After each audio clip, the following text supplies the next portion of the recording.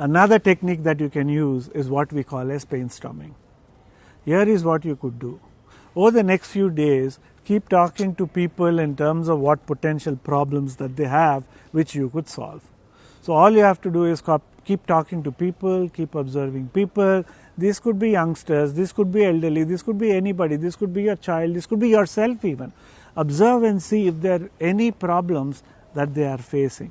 After your brainstorming, engage in this brainstorming exercise for at least 3 to 4 days. Set aside about half an hour to 45 minutes every day and observe life around. At the end of it, come up with a list of problems that you think are interesting that can be solved.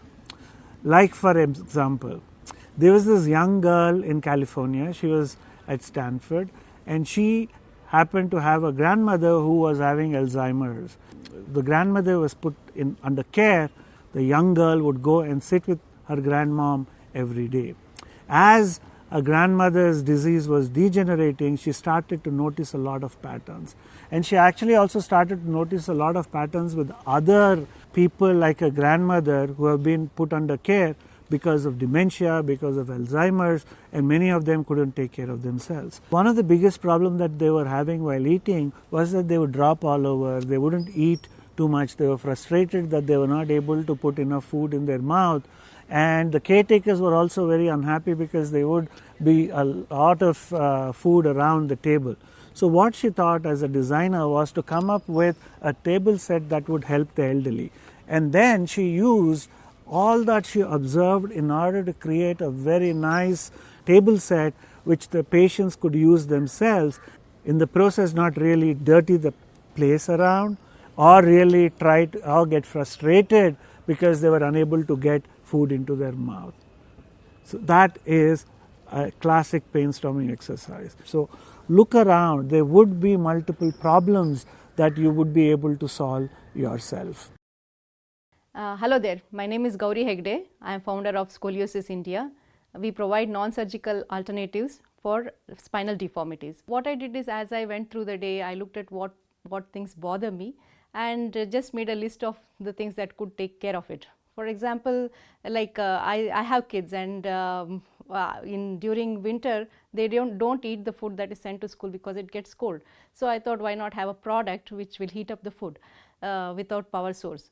So that is just one of the ideas. And then of course there are, being women, all of us face maid problems, and if you can have a robot which will just clean everything. I made a list, and as I went through the ideas and what I was passionate about is treatment for scoliosis. Scoliosis is not a term that many of us have heard, and even I was not aware of it.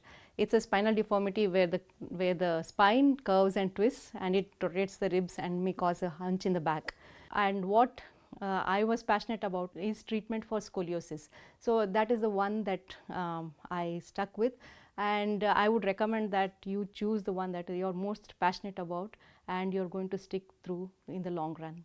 The thing that I learned from the MOOC was how you can solve the problem around you. If you have yourself faced a problem, or you have heard about the problem from your immediate friends or families, then you have the first-hand experience of it and a great insight into it, which will help you solve the problem. So start thinking about what you have gone in the past, what problems you might have faced, and think about solving those problems first. Try to come up with as many questions as possible. Ask as many questions as possible about the various dimensions of the problem that you are thinking to solve. Not only ask whys, try to ask why nots as well. Try to think out of the box. Try to be as creative as possible, as imaginative as possible to find the right problem and how to solve it.